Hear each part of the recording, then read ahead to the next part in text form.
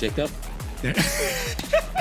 So this dude showing up with a freaking 10 There's ton. so much, and even if we had more, I don't think it. oh my god. Vaughn getting just does a burnout. No, that is that Oh, Vaughn? no, I like this. You also have gigantic hands. In that car right now. We didn't fly all the ways here to watch you walk around in a sling. You love it. I love it. A whole bunch of other people love it. My grandma loves it. My mom loves it. My wife keeps stealing it all the time. What am I talking about? FD merch. I get it. It's gone. Somebody takes it from me. It's like I never even owned it. Believe it or not, 20% of all the FD merch I own has vanished. Just like you saving 20%. It's like it's vanishing. 20% of the cost of your FD merch vanishing. All you got to do, use podcast 25 at checkout. It's like magic. Podcast 25 at checkout, save 20%. You like it? We did it. You did it. You did the thing. Oh, you're a little loud. We're both a little loud. We're both loud talkers. I'm generally loud. I've been told many times, like, hey, you're being loud right now. You gotta chill I'm a little like, bit. I'm just saying Was that just hi. elementary school for you? Like, my whole current life. Current and everything. Everything. Prior. The car's actually your car's not that loud. It's very quiet. It Dude, is. Wait till I come up. I have this vacuum video where I don't even know why I'm telling this. No, but- please continue. So my car sounds like a vacuum under load when it's on the track by itself. Okay. You'll hear it. And we did this like film where we like got a vacuum cleaner and just vacuumed everything, and I'm gonna splice it together with sounds of the car. Oh, and I be like like, that. does your car? What my car sounds like a vacuum cleaner, and then just show the sound of my car and it looks like you're vacuuming, but actually, I like that. It's really funny. I remember I did years ago at Grid Life. Maybe you did it. I'll have to go back and look. Where I filmed different drivers. Yeah. And then I was like, hey, this is you driving. Now I need you to do the sound of your car driving. And it was so much fun. I actually did that at Utah last year. Oh, did you? I haven't edited it. But Oh, okay. I have like James Dean, Chelsea. Oh. I have a ton of them. Like, yeah, make the sound of they're your really car. good. Yeah, Yeah. I like those. So we're at LS Fest. You have an LS, so you qualify. Yeah. That's good. I That's did. good. We made it into 16. You did. Yeah. You did. Who do you know who you're up against? Nerren. So it should be fun. That'll be fun. Yeah. Yeah. Bit of a throwback to the old days. That's right. That'll be good. That'll be good. I gotta give it to him. Just hit him. I'm gonna hit him lightly. Hit him I'm gonna lightly. tap him. Okay. That's gonna hit always him. the goal. I don't like getting hit, so I don't want to get hit him. I don't want. Yeah. I want to tap. Okay. No, that's fair. I'm That's tired fair. of replacing doors. I think I'm on my. I should have replaced 3 doors this year, but I replaced 2. But you haven't replaced enough headlights, which means you need to get in there a little bit closer. Maybe. No, because then that's T-boning. If you're replacing headlights, you're. It should just be front tire touching door. Yeah, like if you're hitting your headlight, you fucked up. You're in too deep. Yeah. That is Can you fair. say? Are we allowed? You just did, so yeah, you're good. Beep beep beep. I think beep, Matt beep, Field swore on the last one. Yeah? So. All right. I mean, it depends. It's Yeah. like that's how people talk. That's on them. So. Yeah. But It's on them. it's on them. Yeah, I mean, screwed. you're representing yourself here, so say whatever you want to say, Hooman. Yeah. This season, was this? How'd you stack up this season? I'm trying to go back. I finished 17th. That's not terrible. I kind of like went up and then draw. Like I was in 5th going into Jersey, Right. and then I got into like 11th, and then like I was in 12th, and then 17th. Okay. So it was like. It's the hard part with a 4-round season. It's so difficult. Like right. It's either you fucking dominate, Yeah. or That's it. and especially with seeding, because there is a decent amount of advantage if you do well early. Yeah. It kind of rolls over. It doesn't. It's not a guarantee. No, but just no. a little bit easier. Just Yeah. a little bit easier. I will say, and I've already been on the record with this, that I think Yeah. seeding worked really well for Prospec. Yeah. I think a lot of drivers who normally wouldn't get a lot of battle Yeah. experience got that and then progressed 100%. and did well. I am all for seeding, Okay. but I would, if there was an option, to do 1-run qualifying and seed battles for whoever didn't. Yeah. That would be the primo, because I just don't like the inability to properly give points to the Right. non-prior. Like right now, whoever goes into round 1 next year that didn't drive prior is just going to be seeded poorly, and if they get into the final 4, they lose. Yeah. Like, I know and you're then getting it's like you're getting a trophy because you were driver last year. Yeah. That part I don't love, and then that's kind of like I don't feel like you should ever be awarded something based on a draw of a hat, and you could get drawn. Like that's the worst part is you Yeah. could be first place in seeding, but then get drawn, and then now you're 5th place, and then you lose because it's just I know that part. I understood why the draw was there. Sure. I mean, because when they ran the simulations, like they kept running into like the same battles. Yeah. But I think I wouldn't be shocked if that goes away. Yeah. We'll see. I don't think the draw is the big problem. Honestly, I just think it's just that you can't control how you're seated other than what you did prior. And I think a 1-1 qualifying would just, especially if they can figure out how to do it really fast. Yeah. So like if they used, Wally or something like that, that would be cool. Yeah, the Wally system, obviously very hot subject right now. Nothing against it. I've been able to work with it a fair bit. Like anything, it's not perfect yet. It's very close and it's very good. Yeah. But then I wonder how long it is before people just go, that Wally system's broken. That thing sucks. Like I've already seen it. Sure. I've already heard complaints. People are like, oh, that thing's not working. But if that's how you get qualify seated, to go fast, just to burn through, you get your qualifying, and if some guy gets, their qualifying run is 3rd instead of 1st, like, are you going to be that upset then? You were first last event, so now you're first again. Like it just makes it a little bit more fair, and everyone's dealing with the same imperfections. I think it's worth the difference, and it'll speed up. Because here I'm going to say this with all love to judges. Yeah, I don't care how good of a judge you are. You're never going to get it right on every judge qualifying run. Yeah, like it's real. Like you can't like it's like that was an 82 point and that's a 79 point, and then you go look at the runs like in detail and. You could argue anything, and like that used to be, back when there was top 16, you would lose off of 1 point to make it in, and imagine if that happens and you're 33rd and you get out by 1 point because of a judged run, and then it's like, oh, but look, his tire was like 1 inch over here, and it's like that. I think you would get the same issue with the Wally system. That someone's going to be like. But that's why they're seeding to make up for whoever doesn't. That's like yes, Wally seeds it quickly. Yeah. And then whatever, like you do, you fight for the bottom 8 spots. Yeah, bottom 8 or bottom 16, whatever. That part, it doesn't matter. Okay. Like whatever, no 2 runs. You get 1 and done. If you screw it up, then you seed. Or just to throw a wrench in it because it's got brought up in the drivers' meeting as well. You do a jam session with the Wally system. Yeah. You add your points together, almost like drift shifters was back in the day. Okay. And then so we do like a 1 hour jam session or 2 hour jam session. Define jam session. Is that you just line up and run? All solo runs? No, you do tandem and stuff like that too. So then there's like a decision, like maybe you could make more points as a chase driver because of like how you're able to do that. I don't know. I'm just I just don't know. But if you did it that way, like if you only get 1 run, does it take your best score? Yes, that would be the idea. Okay. It just takes your best score in your lead. That actually, I'll take it back. That would be perfect. You know why? Because no one wants to lead. Right. Now you'll make people lead. Yeah. And it's like, I want to better my lead. Okay, cool. Now the chase lane is always available. And then like you got to line up and people want to chase. Or cool. you have to do, let's say we do like a 2 hour jam session. Yeah. You have to do 1 lead. You have to do 1 chase. Yeah. And you can do more, but then it's like. Oh, so you're saying use the chase run as a qualifier as well. Yeah. That's like a new dynamic. Right, but that exactly. Actually. You're onto something. It could be something cool. No, because honestly, if somebody is really good in the chase, but not as good in the lead, which those drivers exist, there still should be seated like in a theoretical like performance-wise. You want the better drivers that are possibly going to win higher. That is that I like. Could be that. interesting.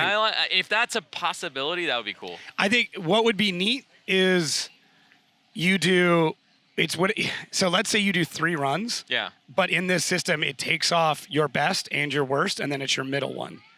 So now it gets even more complicated where you can just go out and do 1 run and hope it's good. Yeah. Right? And if you do 2 runs, it'll give you your best one. But now if for some reason you get an advantage where you're on like you get 3 runs or something, your best run is immediately docked. So just the middle one. And that way it'll hopefully regulate the amount of people going out. So someone's not running like someone consistent. Right.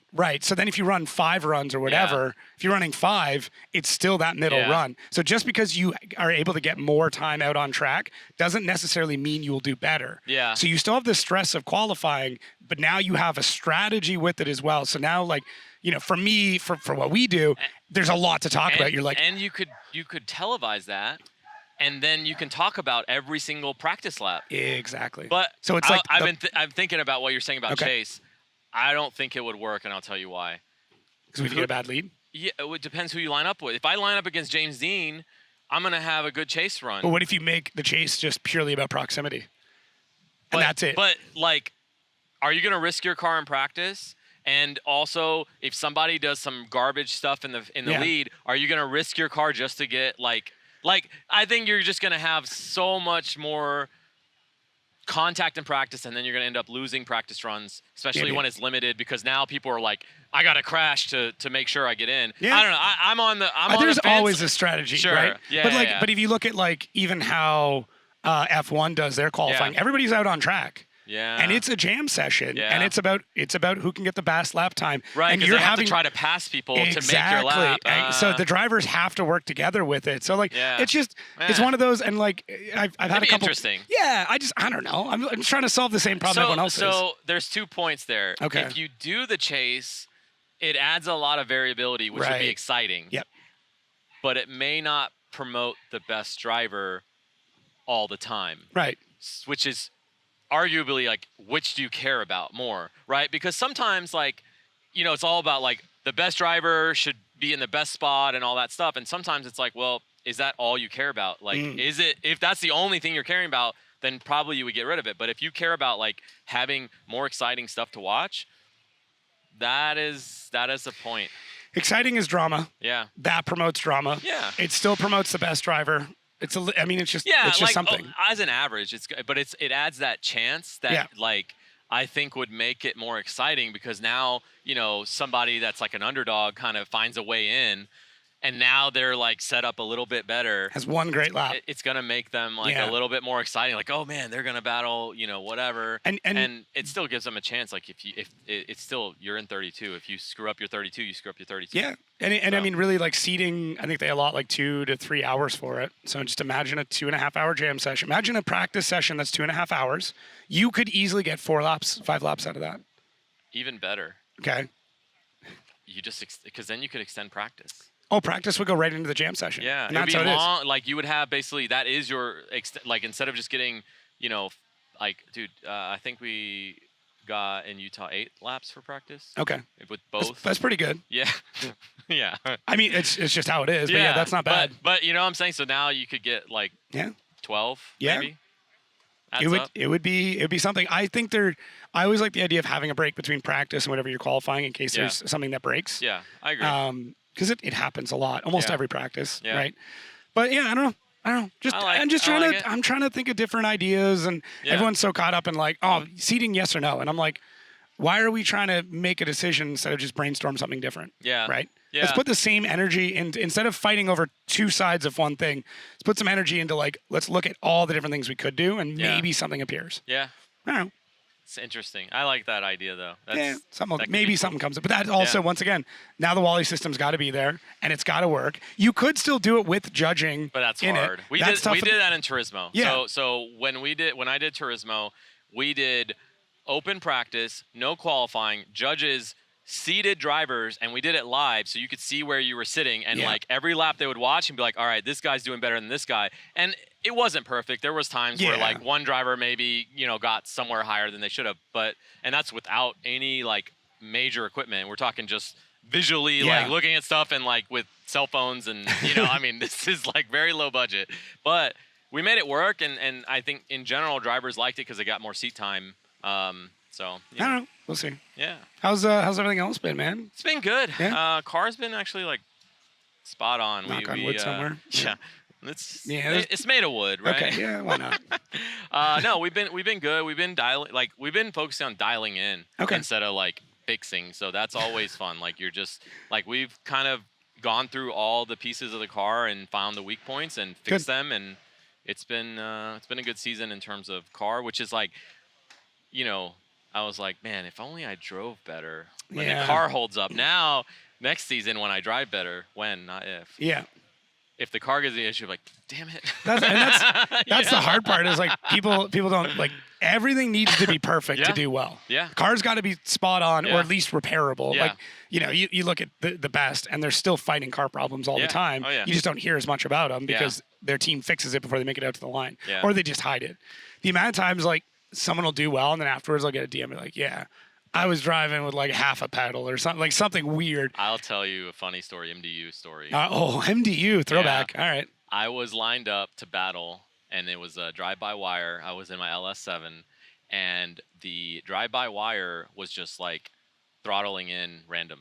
Okay. Like it was just not working right. Like it was basically at certain times it would throttle when I wasn't pressing the throttle. Perfect. And I didn't have a solution. I didn't have another pedal. It was like a Corvette pedal, and I will admit, I didn't tell anyone. Oh, why would you? And I lined up and, got in line, and I'm just like, and then they're like, is something wrong with your car? I'm like, no. I was just, I'm just revving.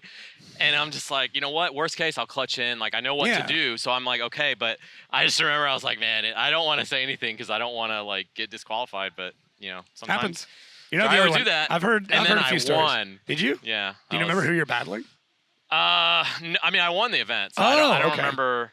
Everyone I battled with a pedal that was wonky. So it was like it was old Gateway track. Okay. And so it's a fast track. So basically, I didn't care that much because that track's like almost all full throttle. You don't really have to like pedal much. So it was like cool. But I got Dirk Stratton I want to chat with later. Maybe I'll bring it up to him. Be like, you remember battling? Remember that time? You lost to Hooman. I don't know if you did or not. But I know Nick Thomas was there and Riley Sexsmith. So we were. That was the final three. Okay. I don't remember where Dirk, if he was even at. He was in that. I mean, Alec Robbins would have been in that. Alec probably Dirk maybe. I remember who else Dan came Summer for sure would have been in there. Yeah.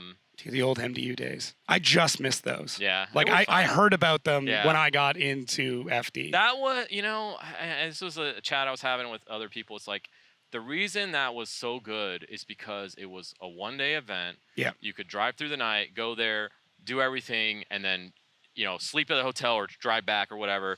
I did it as a one-man show. Wow. Like one man, everything.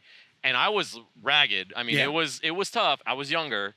But I mean, no, dude, I couldn't do it now. No way. Like I would drive like 7 hours through the night. I get off work at 6. Yeah. Drive 7 hours, get to the track, either go to the hotel or just sleep in the parking lot of the track, then unload, get my car ready. And that's where when I started buying parts, it was what's gonna be reliable that I don't have to worry about. I don't care what's the best performing. I care what's gonna not break. Yeah.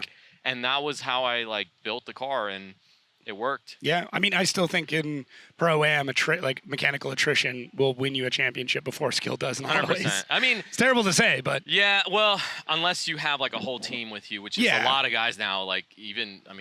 They're changing transmissions. Oh, I know. And that's where we're at. Between 32 and 16. Yeah, I've seen grassroots guys show up with a 4-man crew. Yeah, they just run grassroots, and they're in basically a Proam or Pro Spec car. Yeah, 4-man team. I mean, a big ass stacker trailer. Even MDU days, there were a couple guys with stackers that I was like, what? Yeah. I remember going to Road Atlanta and seeing the, I don't know if you even remember, Drift Emporium guys. Okay. They would show up in a stacker with these G35s that had the wine, the Supercharger. Yeah. That was what got me into really wanting a Supercharger. I still don't ever have one, but that is the only Pro Charger. It's turbo. Yeah, sorry. I really want a Supercharger just for the wine. That's the only reason I want one. Just in my life, one day I'll have that. Maybe. There you go. Maybe. Just ask Santa. Yeah, Santa. Maybe. Yeah. All right, dude. Well, it was fun. We fixed drifting. We always do. Solved. Done. Just listen to us. They won't. 100%. I mean, people listening will listen, but there is nothing wrong with what we said. We worked out every detail. Thought of everything. Guaranteed success. We'll never fail. If it doesn't work, I'll just get fired. All right, dude. I'll catch you in a bit. Thanks. Good luck soon. Yeah. Oh, you didn't tell me you were going to be in the shot too. Come on. Oh yeah, no, I'm in, dude. This is my podcast, right? It's not an interview. I mean, it's an interview. I like these. Moist. Oh, yeah. There you go. You're setting the mood. Terrible. First, I want to say this is my first time seeing this car rip in person. Kevin Wells, why did we not allow this in FD? This is your fault. I could have been in FD. Dude, this is sick. With this car. This is so cool. And I would have made the doors open, but I argue that I can get out of the car faster with them like this so? anyway. Absolutely. You should have timed it. Yeah, there's just something badass about throwing a leg up on the sill and sliding into the car. Yeah, Curtis, for Clutch Kickers, he was like, if we're not going to have the doors open, you're going to have to show me that you can get out of the car within 10 seconds. Okay. It was 2.5. Really? Damn, that's...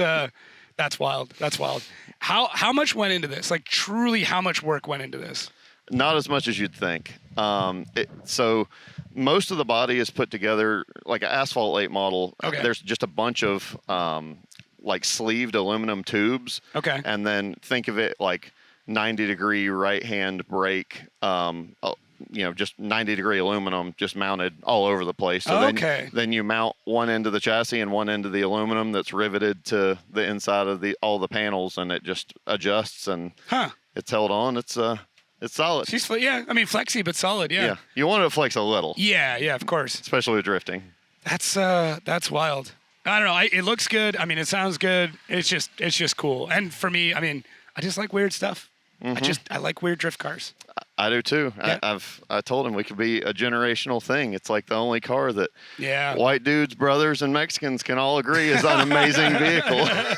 Fair enough. Yeah. I mean, it bridges a lot of gaps. That's for sure. I just love the car. You're like the UN of drifting over here. That's me. And you can clean it all with Windex. Yeah. Equal opportunity for everybody. Monte Carlo for the win. Yeah. No, it's good. It's good. How's the break been? We kind of caught up a little bit earlier, but like, you've been busy, dude. I've stayed busy. I think somehow I thought that I would be, have more free time, and I think I've run more weekends not doing FD than I was doing FD. But it's been nice because I haven't had to run any one thing. I can just pick and choose, whether I want to go to clutch kickers or CMD or run oval track or do this or whatever. How's getting back into grip racing, oval track been? Like, that's hard. Yeah? Hard. Has the sport just changed that much since you were in it last? Yeah. It's never, it's just ever evolving. Okay. I mean, like drifting is, but it's another level on that. And there's a whole lot more on the technical side on that. I tell people, because I've been pretty deep in both worlds, with drifting, you can give somebody, it's kind of like a 50-50 split of you got to have 50% of what you need to win, the car can give you, and 50% the driver can give you. With circle track racing, it's more like 70-30 car. Okay. Damn. All right. Huh. Is there anything that you've picked up either from drifting to help there or vice versa? It's so apples and oranges. Really? Like, okay. I mean, there's basic car control stuff that I felt like asphalt oval track racing helped me coming into drifting. I don't know that there's anything with drifting that helps me going back into circle track racing. I wonder if there's like some confidence though, where, if the car steps out in circle track, at least now you're like, oh, I'm fully prepared for what I need to do. Whereas I have seen maybe it's more on like the junior side of things when it comes to asphalt racing, where the car will get a little squirrely and then like panic lift, and then you see the car whip around or bite. Yeah, so that part for sure. Yeah. I mean, there's like I say, car control takeaways, but everything is done so much differently. Okay. What class are you in for asphalt? So we run Pro Late model, which is a offset straight rail chassis, crate motor. They make 450 horsepower. So, similar type transmission is what we run in the drift cars with a straight cut gear. Sometimes 2.4 speed, depending on what kind of setup you want to run. You have different weight brakes for different classes or different transmissions and different engines and things like that. That's how they regulate it. Oh, okay. It's kind of how we do it in drifting, right? You get a wider tire if you're heavier. If you have a heavier transmission, you can run, less weight or something with like, a 4-speed, you're going to have more moving parts and more mechanical weight going. So you get to run a little bit lighter if you do that. Interesting. I mean, we obviously, because the sport's drifting so young, we've had to take things from other sports and modify all that. So, but I mean, power to weight has always been a key thing for any type of racing. So, but I mean, for us, it's obviously just weight to tire, because you can't put the power down without the right size tires. So, yeah. That's cool, man. I'm glad that you're staying active in racing, and obviously a lot of drifting stuff. And I would love to see this car. I'd love to see it compete in FD, but I don't know. One day we'll convince Kevin. It's you. Come on, dude. Come on. Glad to see you out at doing some different things too, right? I'm loving it. The first time at LS Fest for me, it's loud. it's absurdly loud out there. Not that you're helping much. Yeah, tonight, with good weather and most of the other events being, not going on at that moment, there will be a ton of people out here for Saturday night for drifting. What's been cool though is like how good the tandem already was. Even if it was wet, top 32, we've got a huge mix of Prospec, Proam, and never competed, which is crazy. But even still, things are pretty tight, and just everybody running LSs, everyone having that, lots of area under the power band, I think makes a huge difference. And to me, kind of points me in like wanting a true spec series in drifting. Like this, after seeing this, obviously all the chassis are different, but just there's something weird about when you get a big V8 versus like a 2J or something like that, and it just never really mirrors up all that well. But with this, like one person gets on throttle, next person gets on throttle, and you just tied back up. Yeah, the curves are pretty similar. Yeah, it's I don't know. I mean, ask me again maybe tomorrow, but like I really am starting to feel like, man, we should crate motor, 4-speed dog box, quick change. Most other series do it. I know. Or have a version of it. Or version, yeah. Maybe limit to like 2 or 3 chassis. It'd be great to get Nissan or somebody like Chevy involved and be like an all Corvette series. Yeah. I would love that. I think an all Corvette, you could do a little bit of power adders. Somebody runs a 255 or something, and that's it. I think that would be a wicked series. Yeah, absolutely. I think so close. too. There's a lot of them here. Yeah, and the cool thing about those, if you keep them relatively tame, the stock transmission will take it, the stock diff will take it, at least for a while. Yeah, I could see it. I mean, uncracked engine, just tag all the engines early in the season, and if you swap it out, you take a points hit or something like that, similar to other series. I don't know. I could see it. I could definitely see it. And I think it would allow to drivers like yourself who maybe stepped away from pro, or drivers trying to make their way up and see what it's like to battle those drivers, or even just drivers that haven't driven in a long time to be able to come back in and be like, well, at least I don't have to worry about finding all these parts and all that stuff. It's like, no, here's your car. You either buy one off the series or buy one from a producer, or just go get a C6 and drive. Yeah. Yeah, there's the opportunities out there. They're a fun car to drive. I mean, I've done the Corvette thing, and the only problem with the Corvette I fixed with this car, which is the back of the rear tire is right on the wall when you're on the wall. Not with this car. Yeah. Maybe that's why Kevin doesn't want you to do this. It's one of those you have to inherit some of the negative traits of a good chassis. Nah.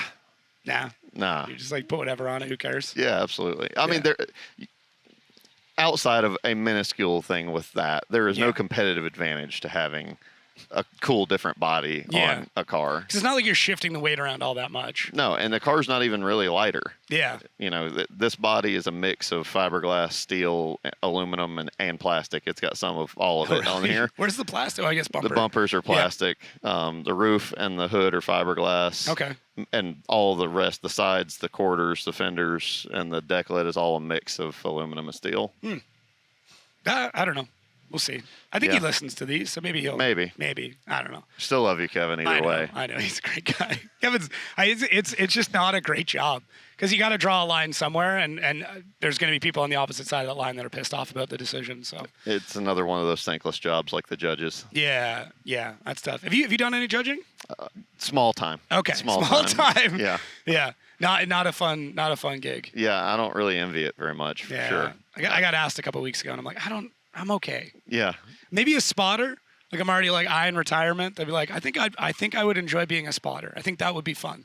Yeah, I feel good about like race director type role. Okay. Stuff like that. All right. But the judging piece. Yeah. It kind of sucks. Think you'd ever start your own series or? Well, we kind of did some stuff with Drift University. Like we did battle classes and things like that. So I got a taste of it. My own series, I don't know. I mean it's like, what's the benefit? Yeah, I mean, there's a lot of really good ones out there. I like supporting, the people that are trying it, as opposed to kind of going to be a rival. There is a gap in what I am looking for a series. I'll tell you that. Okay. The coolest thing that I'm missing about FD, and we talked about this yesterday, is my heart is with competition. And I love going to run cool tracks and fast tracks and stuff. And those two basically don't meet outside of FD. Right. With clutch kickers, it's at mid-pond. It's like, I can run this car in second gear at mid-pond. Mm-hmm. CMD, kind of the same thing. Infield of a circle track, I can run it in second gear.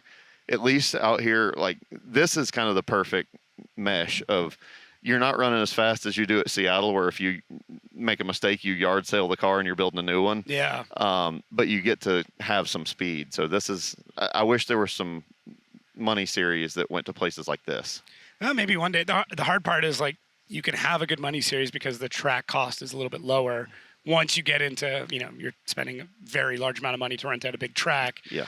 Now that free cash is a little tighter. Yeah, for sure. So I don't know. There you go. There's your inspiration. Yeah. Find a way. Yeah, I'll just keep supporting Joe and Ken and myriad of other people out here that are doing their best to make this happen for all of us, and try and help some of the people that are coming up that have FD aspirations, and let them know some of the good things and the bad things that we did on the way. And yeah.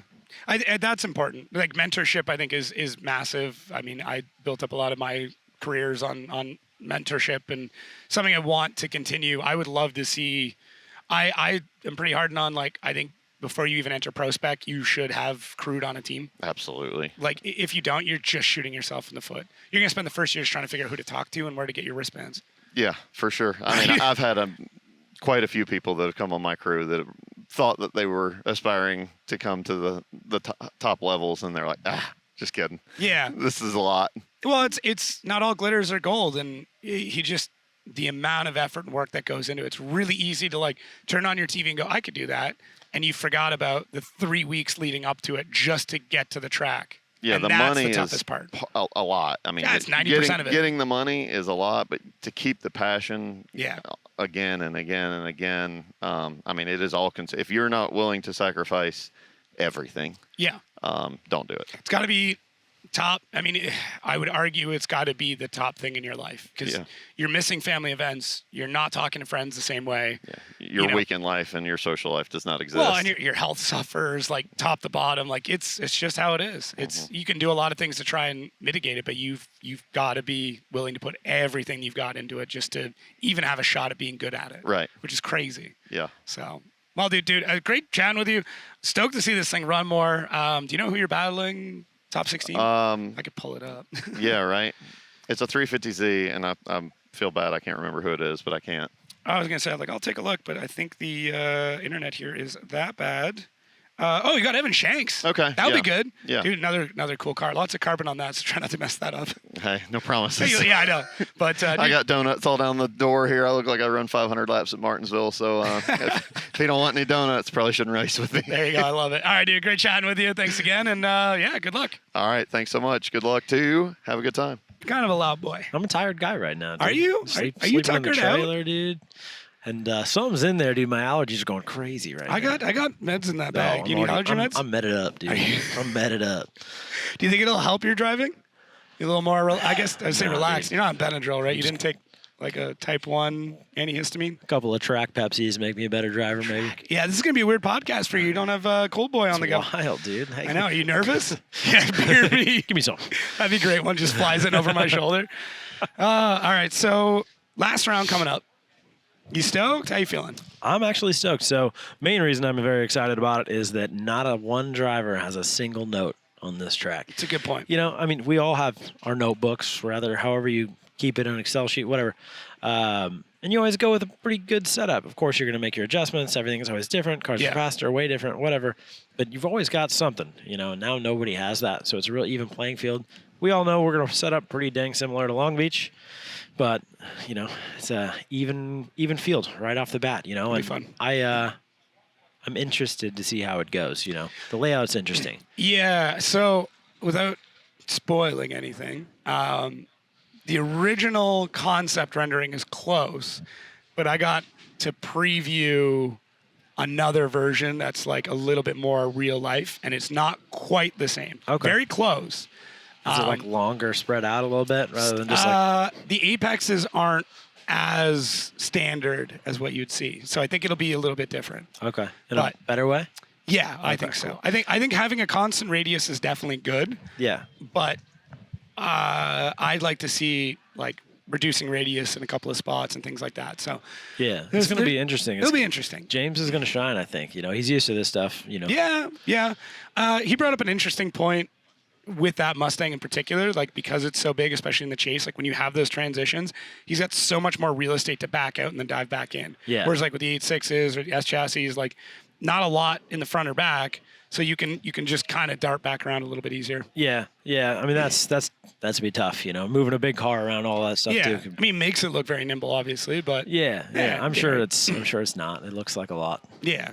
I don't know. Yeah, dude, your drivings look so much better in the second half of the season. Yeah, it's great having a car that works all the time. That's key. We've been fighting some small electrical gremlins over the last bit. Like we got no practice in Utah, and we just went straight into Matt Field, and we did pretty good, all things considered. Yeah, we cleaned the car up. Everything's going good. And I'm finally able to drive like I used to be able to drive before. Like we switched supercharger setups altogether, like from roots to a centrifugal, and we weren't used to it, and we couldn't get it right, and we couldn't keep a belt on the car. Like the bracket kit that we had bought from a company was just not working out for us. Right. And that is what it is, and we did our best with what we had, and then that was the first thing we changed, and the car drives like an animal, exactly how I like it, and. It's been a good progression for sure, and I'm tired of losing, so I'm just trying to beat everybody that I can. It's been fun. You have to just I assume the way you have to drive just to even beat one person is like a championship run anywhere else, and you're like, I have to do this every single day. Yeah, and I mean it's no secret. Like somebody like me, a rook or whatever you want to call me, like. I'm not the name that everybody knows and loves. So it's like when I beat somebody, there can't be a question about it. Yeah, you have to like beat them, And I've had some close calls, and they're not going to go to me because I'm just the newer guy, and not to attack or anything. But like typically speaking, I know what you're saying. you know what I mean. It's like if I'm going to beat James Dean, I'm going to have to beat this shit out of him. Yeah. To actually move on, And if it's close, they're going to be like. That was crazy. Yeah, something. Not to be controversial, but we've all seen it. Yeah, I mean, you're always going to have a little bias towards yourself, though. Yeah. You're absolutely right. Yeah. And that's one thing I'm working on too. Is like I look back and watch my runs, and I'm like, damn, that really actually kind of sucked. Like, I'm sure that's happened. Like you get out of the car, you're like, I crushed that, and then you watch back, you're like, ooh. Yeah, I doored him the whole way. It's like, dude, you could put another car and a half there. It's like, what do you mean? Yeah, it's got to be a little humbling. Yeah, happens. But it's I mean, we're coming around. Things are looking good. We're coming out here to try to get some good wins, get my head back in a good space to move on into Long Beach and try to have a good final finish out there. And before Utah, I was in the running for most improved driver, but now I'm not even close. A little tougher. Yeah, you'll have that. That's all good. I mean. It is what it is. There's always next year for that. Things could change. I haven't done all the points for most improved driver. Yeah, I have it all. Okay. But in order or not, dude. I look at myself and I'm like, last year I didn't know if I belonged here. This year I'm taking out my heroes or at least giving them a hell of a run. And I'm very happy. Coilover Depot has stepped our program up like an insane amount. Look at this merch booth. They operate all our merch. They have a full print shop in house. They do all that stuff as well as selling the coilover stuff. So they handle everything for us. They ship it all out right to the track. I just bag it all up, hang it up. We've got this full walk-in store, but like they've provided us a bunch of stuff to like just overall go from like just a bottom barrel pro team to like we look like the real deal. Yeah, I think honestly like. Having just the storefront alone immediately makes it look like you've been here for 10 years. Yeah, right. 100%. And there are drivers that have been in FD for 10 years that still don't have this setup. Exactly. And like optics are huge, especially to new fans coming in. Like they walk in, they see, that excellent mullet. Well, it's not a mullet, but like the long hair, that's just iconic. Or even, dude, the throwback race style back there is sick. Like NASCAR shirt. Dude, that's like, it's crazy. That is back in popularity. Oh, I know. My 12-year-old wears shirts like that. I love it. Yeah, I love it. It's good though, man. It's just I'm happy to see it because that first year was rough. It sucked, dude. Yeah, you and I talked every race. Yeah. Every event that we'd have at least a 5 quick 10-minute check-in, something like that. How you doing? A lot of times you're just like, I'm getting through, man. Like I'm trying to be positive. Like I'm getting through, but like you already seem happier. Yeah. Oh no, dude. Things have been so good, man. Like I'm so happy. They send a media guy out most of the time, and they send a guy out every race, and I'm always there with whatever kind of support. The boys have been awesome this year because last year. It was hard for people to want to stick around when the cars broke every 2 laps, but the boys have been awesome this year, man. Yeah, it's attrition. Yeah. It's tough. It's tough. Things are great, man. I mean, everything is on the up, and good. Like, the driving's better. The car's better. It looks cool as shit this year. So... Nah, some people's children, man. These mics are pretty good at getting rid of that, but well, that's good. It's LS Fest. I get it. You got to rev a little. Yeah. Somebody gave me $20 to put it on the chip yesterday. I was like, easy money. Easy money. Oh, Damn. yeah, buddy. Put that in my hand, dog. I covered the whole pit in grass, but that was today's problem. Oh, my God. That's so funny. Was it you at midnight doing that? No. No? Okay. Maybe. I heard some things. Nick Swan wants to talk to you. No, Probably. He's probably this guy, you're like Swan always wants to talk to me. I stay in trouble, dude. I don't get it. I get in the beginning and I just stay there. Now, anything else new on the go, or you just get this season done and clean her up and send her again next year? Yeah, dude. I think it's time for a new truck. I think that's what we're there, dude. That's been a journey. Yeah, it's been harder than any pro season I've ever ran. Is just running this truck. So I don't know. I think I'm gonna go really leaning semi. Really? I'm leaning semi. Let's walk through this. Let's dissect this a little bit. All right. So like I'm a very analytical person. Okay. And I'm a very logical person. More logical than analytical, honestly. But like I've ran through every single scenario of like what I should do. Like, this trailer's not mine, by the way. This is one of my boys, Sam's on my crew, and he's like, yo, your 36 foot is awful. Yeah. He's like, if we're going to do this, let's do it right. And he's like, we'll use my trailer. And I've had it for 7 years now, which is great, but like it's, we've put it through its paces, and he's on the fence of selling it and getting some money out of it because he obviously doesn't use it. Yeah. And it's like, okay, so now I could just buy a toter and then keep this if he keeps it, or buy it from him. You really can't get a bigger truck, like 4500s or 450s and 550s. They don't have any higher of a tow capacity than what I've got. Oh, interesting. Yeah, it's just a higher payload, Yeah. So it's like it doesn't really make sense to go that route. Like I could go with like the Freightliner style, like Hobson had. I guess Rudy has it now. Yeah. But it's like of the toter. You're almost there. I've heard of a lot of horror stories with those. Really? So guys Okay. like, oh, cool, you're getting like 4 miles to the gallon in a moving hotel. Yeah, right. And like I want to be able to sleep in it. That's here. I'm sleeping in the trailer on an air mattress. It'd be dope if I didn't have to set that up. So you're thinking a rig with a sleeper. So anything, So these are just the options that go through my head every single day. And every single day, dude, I'm not even playing. I know dude, you're not. all day. I'm like answering tech calls at Fuel Lab, and I'm like, get a and similar. then sidebar marketplace is open. Yeah, looking at Peterbilt's. Exactly, doing racing junk all day. But no, it's just like I could go toter stacker, but like I've heard like Matt Field and Forsberg did a podcast episode a couple years ago talking about how they just fall apart. Yeah. And it's like, I already got that problem. I don't want to buy it again and buy the same problem after just a couple years. And if I'm buying something used like that, like I could be buying somebody's that issue. Yeah. So it's like, if you go semi, all of a sudden your truck is made for it. You're not overworking your truck. It's made for it. Your trailer is the biggest billboard you can possibly get. All of a sudden, you go from a dude in an F350 pulling a 44-foot stacker, but people are like, damn, that truck's pulling that trailer, to this dude's the real deal.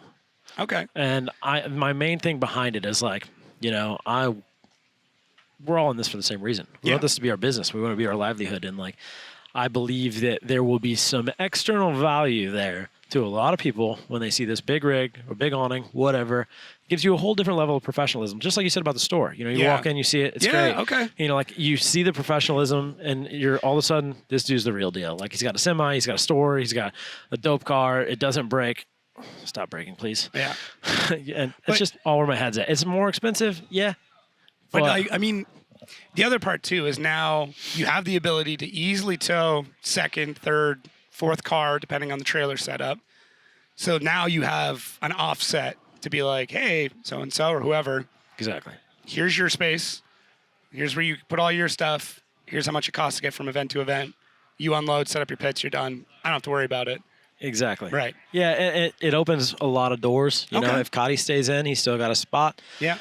With me, we're great friends off the track, and it just made sense because he lives by me too. It's just like it makes sense. We share a lot of sponsors over it, and it's been great. But it opens up the door for maybe a third car to help pay for the rig because obviously it's like that's not cheap. No. I mean, it's a lot of money, but I'm always weighing options of what makes the most sense for my program, and I've been kicking the idea of a toter or a semi around for years, and my boys always tell me I'm stupid for thinking about it, but it's like, we're in deep here. We're 7 years into pro. We're 2 years into pro, Pro 1, and it's clear we're here to stay. And it's like, as long as I can get my budget together, because we're not a big money family or anything, we just We're a we don't quit family, you know, and my friends are the same way. So we just do what we can, but as long as I can get some stuff together and, you know, I can finance one of those puppies instead of a truck, I'll be in good shape. But it's like I just want to come up with something big. You know, I'm tired of limping along every year. I want to be able to have my year and just be like, yep, we're ready to ball. The more you talk about it, the more I agree with you. Yeah. As long as the numbers on the financial end make sense, or at least close to make sense, and there's that little bit of buffer in there, it is a risk, but it's one of those, like, it's not a risk, it's an investment. Exactly. Every investment is a risk. Exactly. And that's the thing. Okay. You know, I talk to people about it, and like most people I talk to about it don't run on a race program. Right. Or a professional one at that. So it's like they just think of like the big picture of, oh my God, you're going to have a semi, or like you've got all these things and like this costs so much money. I was like, but we're already doing it. I'm already spending You know, like, I'm just spending it in pieces, not all in one big truck payment every month. Well, and like I sell fuel pumps, you know, a guy's like, hey, where do you got this cheap? I'm like, do you want it cheaper? Or do you want it to last forever? Yeah. Like cry once, buy once. Yeah. And so like I can't feed that to my customers and not think it myself. So that's good. I like that. You know, and maybe it is the wrong investment. And you know, I'll go, like I said, I'll go over everything. But the upside is like, I don't work in, you know, selling big rigs, but I'm assuming the depreciation isn't nearly as bad as an F450. No. I mean, I'm upside down now. Like, it's worth. I mean, it's got so many miles on it from driving. I've got 312,000 miles on it now. Jesus. And it's, don't get me wrong, it's got a new motor in it because it had an oil leak on one of our long trips, so it leaked down. So I mean, it's had a lot of brand new Ford OEM upgrades. Yeah. You know, we're not buying, you know, just Joe Blow down the street doing stuff. Ford's been doing a lot of repairs, but it's getting tired, and it's only worth like $13,000, and like I still owe like 18, 20. Yeah, it's like I know it's a lot, but if I can get rid of that, it'll probably sell for more because of the new parts. Yeah, that was just one of them. I get it, man. Offers. Yeah, I get it. No, dude, get it. Things are good. Things are looking up. I'm just happy to be here. Stoked for the big rig. Stoked for the big rig. Put it in the dude. universe. See what happens. Dude, I'm parked out in my dad's driveway. I love He it. lives in a Dude, pretty decent neighborhood, and we parked this trailer in there, and he's like, dude, my neighbors hate me, dude. Dude, if you get a big rig, your dad will be out there polishing the wheels. I can just picture it now. I'd be like, check out what we got, boys. He's out there buffing those. Like, he would, dude. I think we should go for mags on this bad boy. We should spend the money. Let's just do it once, do it right, you know? You're damn right, yeah. His boat was a little faded. We got an older boat. It's like an 06, and it was like the black was faded on it, and he's out there just all day. Just like letting rip. Oh, man. You see, so that's why I laughed so hard. You're so right, man. Mick would be loving that, dude. Like, these wheels are going to be sick. I got some skirts for the tires so they don't go bad, you know? Yeah. How do you feel about super singles in the rear? I'm thinking we could run super singles on this bad boy. You know, I'm sure they work. I wouldn't do it, dude. It's a big risk. I want to back up, yeah. Yeah, it's a big risk, but yeah, that'd be good. All right, dude, I'm stoked. I love it. I love the attitude. Glad you're doing well. Stoked to see you battle a little bit more today, and then see you in a couple weeks in Long Beach. Yeah, dude, thanks for coming by. You know, traveling family. A lot of good stuff. We got a hard bracket, it looks like. We got tough corner. Justin, then we got Nerren, Hurst, whoever's in the finals. I mean, that's a hell of a run. That side is pretty rough. I feel pretty good, though. You'll be good. We'll be all right. All right, dude. Good job. Thanks, Talk to you soon. See you soon. This episode's really good. I'm just going to remind you, use podcast 25, podcast 25 at checkout when you get FD merch. Save yourself 20%. That's it. Now back. Cool. Jonathan Nerren, what's up, dude? How's it going? It's been a hot minute. It's been a couple hot minutes. It's been a couple hot minutes. I get to see you all the time. It's just the other way around. I know. I don't get to see you enough. Well, I don't get to see you in person. It's just all the live stream stuff with FD. So sorry to hear that. No, you guys are killing it. I love you and Jared. It's been fun. You bounce off each other amazingly and play off each other's. It worked out well because it's like, I mean, I listened to him for 10 years, right? So then getting into the booth, I'm like, oh, I just now get to be a part of the conversation that I've been hearing for 10 years. Sure. So at first it was just intimidating as hell. And then I was kind of like, okay, he's just a dude. We're all just dudes, right? We're all just people hanging out and, like drifting. So yeah, a lot of people forget that. Yeah. And we are just dudes at the end of the day. That's it. We're just people who like doing kind of a silly motorsport. For sure, and how crazy we can get with it. Right. Speaking of, this thing is an absolute monster. It is. It's it is very insane. Wild. Yeah. You didn't run this car in particular in FD? I'm trying to remember. I ran two different S14s. Okay. And this was one of them. Okay. This is the second one? This was the second one. Yep. Okay. I had to go back a little bit in the memory banks because you did 2 years of Proam or Prospec, Pro 2 at the time. Never did Prospec. That's really common misconception. I have a lot of people think I just ran Pro 2, and then some people No, I ran pro. I knew you ran pro, yeah. But we actually came from FD Canada. So we ran 2 years Formula Drift Pro Canada. That was it. Yeah, okay. me and my old teammate Tyler Nelson. Oh, so, right. Okay. So the first year we finished, I think it was 4th and 6th, and then the second year, don't quote me on this. I know I finished 2nd. I think Tyler finished 4th there, but that's how we came to get our FD Pro license. Gotcha. Yeah. Okay. So we never even seen Prospec or Pro 2, whatever the equivalent was at the time. I swore you ran Pro 2 at one point. Huh, that's all good, though. Yeah. And I went. It was an uncommon way to get to pro, but I guess nowadays it's not so uncommon because you have guys coming from tons of different series overseas, and so it's more of a thing now. But back in 2017 when we first, I ended up having a petition in 2020 at that time, but that was our last time competing was in the higher levels was the FD Canada. Yeah. And so we petitioned off of that to get into FD Pro. Yeah, fair enough. Yeah. But as you said, it's kind of commonplace now with people coming in from other stuff and exactly moving up, or even FDJ with like Manoa. That's how he kind of jumped right into it. So sure, yeah, I would watch his dad and mom crazy, FDJ, right? And then I didn't know he was a shredder like that, dude. It's crazy. Yeah, I don't. He is so good, but yeah, it's cool to see. But yeah, I mean, enough about everybody else, man. How have you been? We have been doing really good, super busy, and it's nonstop. Once you kind of get into the motorsport and kind of dived into it with partners, and you can go through the ranks and make your way up. You establish relationships that you continue on with things outside of drifting at the pro level. So we've been doing a local series called Catch My Drift CMD, and that keeps my competitive side going because I love drifting, fun drifting, and drifting in general, but I have to have some kind of competitive side. Yeah. Some kind of competition that I'm involved in. And CMD really hits that because you have guys like Taylor Hull. Me and Taylor Hull were fighting for the championship last year, and that there's a bunch of other really good drivers in there that it's not you're not getting that win easy. You got to fight for it.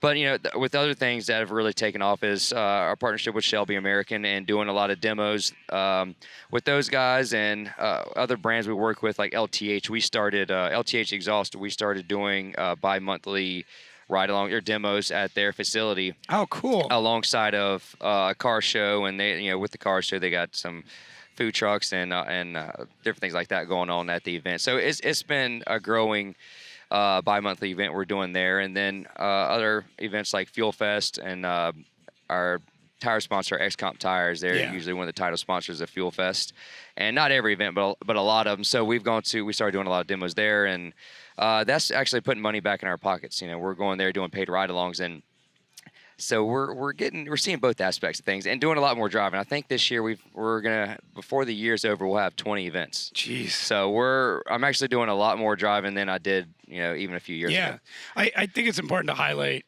like what's possible outside of even FD, because like there's multiple ways you can make this into as much of a living as possible. Some people this is everything. This is all they're doing. So yeah, and it's good. Comes down to brand recognition, I think, and then the relationships you just build with these partners. Because a lot of the guys I'm working with, this isn't a 1 or 2 year thing. Guys like XComp or even in Juku Racing, we've been working together 10+ years. Yeah. On and off. XComp, I actually ran their motorsport marketing program for a few years. I didn't know that. Then we developed a tire and a compound back in the day, and we tried for forever to get them an FD, and it's just at the time the cars didn't fall how we needed them to. Yeah. But as luck would have it, we've our paths crossed again, and we're working, doing a lot of cool projects, and another cool project for SEMA that we're doing. Okay. So good. That'll be a fun release too. It's like in the groundworks right now. It's happening for sure. But like any SEMA project, it's going to be wrapped up the night before it's got to hit the truck. So 100%. Yeah, it's just how that goes. That's how that goes. Yeah. It's not a SEMA project if it's not being finished at the event. Or on the way to the event. Yeah. We got guys working in the trailer. Mike's one of them. Yeah, he's one of the guys. He'll work going down I-40 West all the way from the Carolinas. And people don't know how many cars get wrapped, heading into Las Vegas. Yeah, in the back of the trailer. Yeah, we've gotten a lot better with our timeline and stuff like that. But, I think we'll have it wrapped up for sure ahead of time with the direction of this build, because we already have a lot of stuff knocked out. Like, it's already running. Okay. But just to clean up stuff and finals and stuff. We're doing almost some more tear down to adding stuff and then going back. Okay. So it's like we've got it. Hey, why don't we do this and this and this? Or like, let's clean everything up. Exactly. And then we'll put it back together. We know it runs. let's make it look beautiful, and then we'll put it back together. And that's about all it does right now. Okay. Hey, whatever, man. I mean, that's listen, a running car is a lot better than a lot of people with cars on jack stands. So 100%. Yeah, I'll take that. No, it's really cool, just how you were able to kind of develop once leaving FD, and it's tough because I think a lot of people just assume like, oh, like once you're out of like the pros, like that's it. And it's like, man, I'm gonna be honest with you. Like I've, my partnerships have only grown since running pro, and it's, and it's all in how you can present yourself and what you can offer to the, to certain companies and what, how you can drive that. Yeah. But I've the companies I'm working with now, they're happy with what I'm doing because I'm doing more events. We're getting more footage out to them. Yeah. We're creating more content, and it's we're not all the money we're spending, say in FD, we're able to allot that through 3 times the events. Yeah. So and it's that was a platform we grew on. It's a great springboard. Absolutely. Great, and you can have so many different paths. Like obviously, Chris and Turk and like they've made entire careers out of that, but they also use that as an opportunity to do everything else they do. Like Chris is Daltomaniac build. Turk feels like every year he's putting some crazy engine into something. Yeah. 100%. Yeah, he does pick the engine and then puts it in a platform. Yeah. He's like, I need a Judd V10. Oh, okay, we'll throw it in a Supra, I guess. Like I want a Judd, and it'll just happen to go into a Toyota. Like, right. But it's cool, and I think that thinking of like, what else can I do? Like, this is the opportunity. What else can I do with it? Is something that I think a lot of young drivers need to get into their heads much sooner. Like, if you're not thinking about retirement and how you can turn this into retirement once you hit pro, you're already a little bit behind. Yeah, because just going in for prime examples, like just because you're a pro, companies aren't just going to throw money at you. No, dude, no. Not even close. It surprised me too. I thought it was gonna be a lot easier than it was, but no, it was. You're still fighting for your life to get a couple bucks, and that's saying that you want to give money. Yeah, but you got 2 guys on cameras here right now. You've always done great content. My advice, and people listening are probably sick of me saying it, like invest in your media so 100%. Early. Like one of the first checks you get should be going like, how can we create content? Or like, you get, let's say, brilliant day, you get $100,000 from a company. $10,000 of that should be going back to that company in some way. Yeah, immediately. Right? Like whatever way you can do that. You fly out a couple people to an event, something. But like, if someone's investing in you, you need to invest back to them. And it's like 3, 4, 5-fold. Especially starting out. Let's say they give you X amount of product or dollars. I'm investing honestly more back into them that first year to prove my worth, because there's a lot of companies I work with now. They're like, hey, you're our go-to guy. You're our best guy. You do the most for us. And that next year, guess who's getting the big check? I guess who's getting the big check. Yeah. Or a lot more product, or product to sell. Every partnership I have is literally formed differently.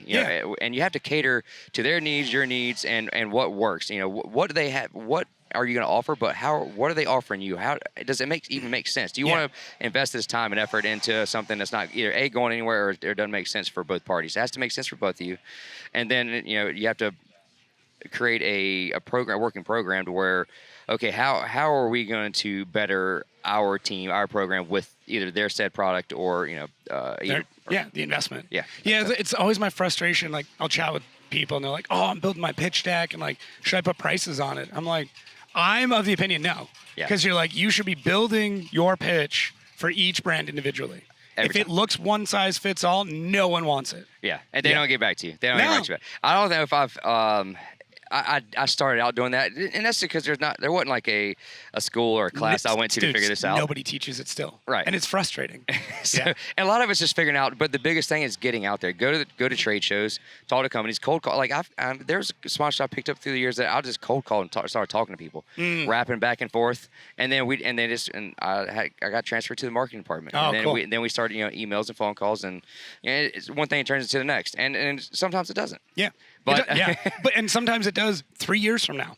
Where you're like, exactly. It comes full circle.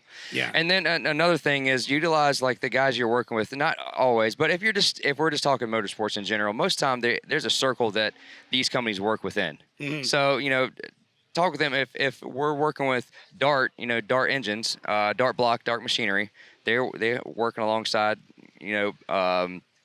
Diamond Pistons, for instance. It's all under the same umbrella of race winning brands, and they own quite a few companies. Yeah, and I think that's important too with understanding that. So like if you're sponsored by one brand and you're pitching another brand, you may not realize that like they're in direct competition because of an overarching brand. Like you kind of need to know that infrastructure to be like, because there are companies that are like, oh, if you work with them, we are not allowed to work with you because they're a direct competitor over here. Yep. So and that's tough. It's tough for people to navigate, but and just to put it in perspective, like the companies don't even got to be owned by a parent company. Like there's when I got picked up by a clutch company, but they were friends that somehow, some way with an oil manufacturer. Okay. And that brought in, a lubricant sponsor. Yeah. And that was just because they were friends that somehow in the industry or they supplied the product to a common company, and they were cool. It's so much of who you know and who knows who, and which can kind of suck, but if that's the game. Yeah, you got to get around.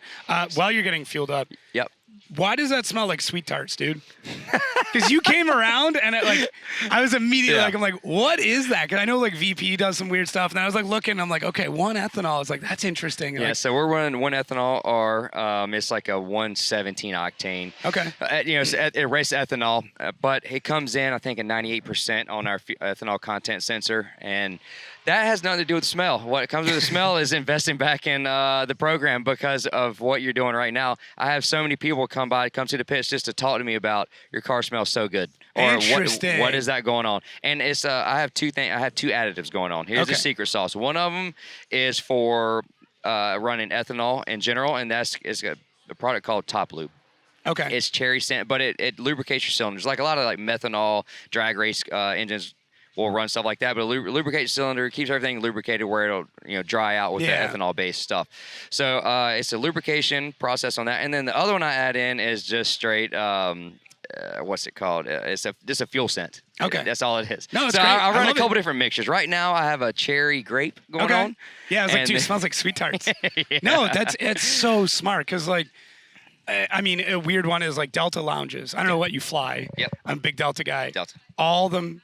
Every Delta lounge smells the same. Yeah. You walk in and you just know I'm in a Delta lounge, right?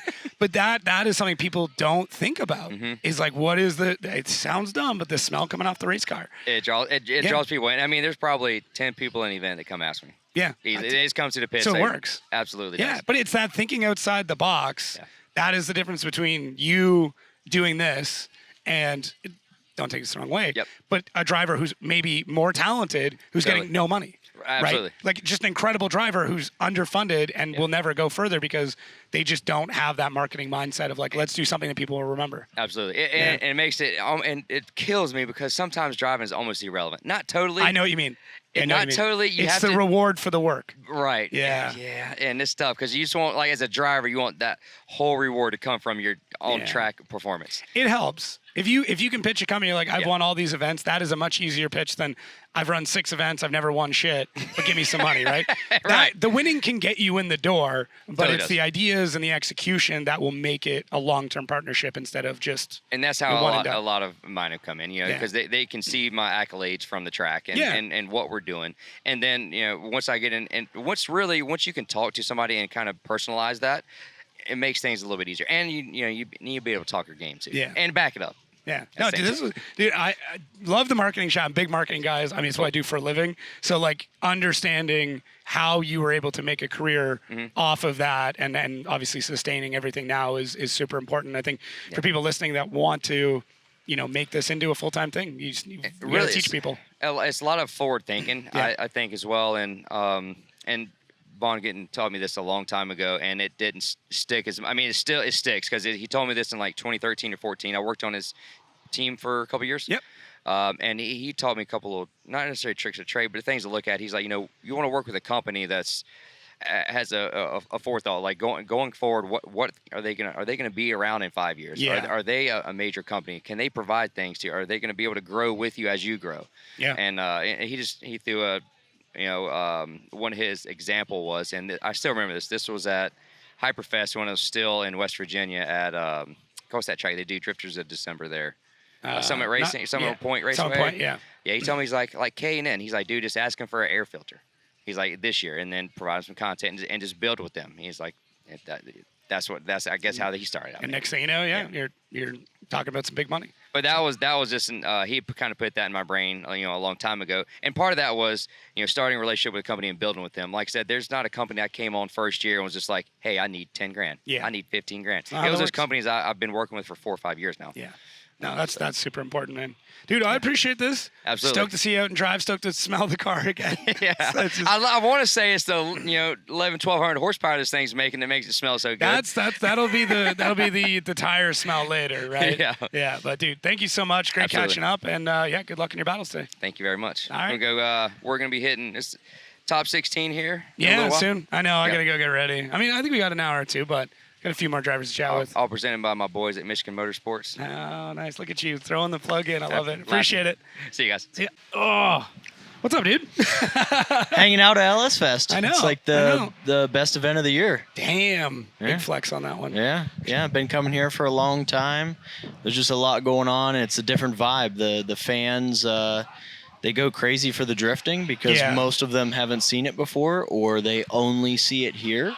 Yeah, I kind of noticed that. Like when we were doing some of the crowd stuff, I was like trying to think. I'm like, I really got to cater it to that. Yeah. Like, let me relate this to like drag racing or bracket drag or whatever. Yep. And I'm like, okay, this is how I'm gonna have to explain everything because they know drag racing. Oh yeah. Almost everybody here knows drag racing. Yep. So that worked out pretty well. It's a different vibe. I'm all right with it. It's cool. The more people we can teach about drifting, the better. Exactly. Yeah. Yep. And people get so pumped on it that they come back year after year then just to see the drifting. Yeah. I was telling people like just open up Facebook Marketplace, type in drift car, find yourself a $2,000 Z or BMW, and you'll be good to go. Yep.